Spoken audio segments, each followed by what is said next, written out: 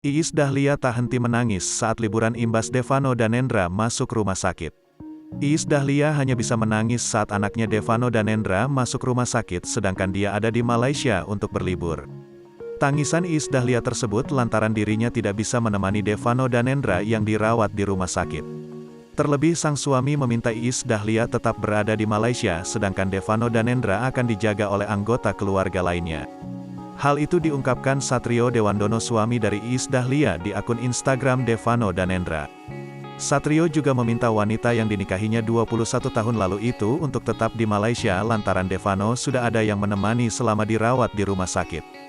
Dan yang menemani Devano di rumah sakit ada Papa, Kakak Salsa dan juga Baila. Saya sampaikan ke Mama untuk tetap di Kuala Lumpur saja, tulisnya. Ia juga mengungkapkan sang istri terus menelepon dan menangis saat menanyakan kondisi Devano. Satrio juga menuturkan Iis Dahlia ada keinginan untuk pulang. Malam harinya Mama komunikasi terus dengan saya menanyakan kondisi update Devano dan Mama menangis terus kerenjau dokter anaknya yang sakit dan ingin pulang, ungkapnya. Satrio pun menyebut kondisi putra bungsunya sudah membaik setelah mendapatkan perawatan. Kabar anak kedua pedangdut Iis Dahlia itu dirawat di rumah sakit diketahui dari unggahan akun Instagram @iamdevano. Foto menunjukkan Devano Danendra terbaring di ranjang rumah sakit.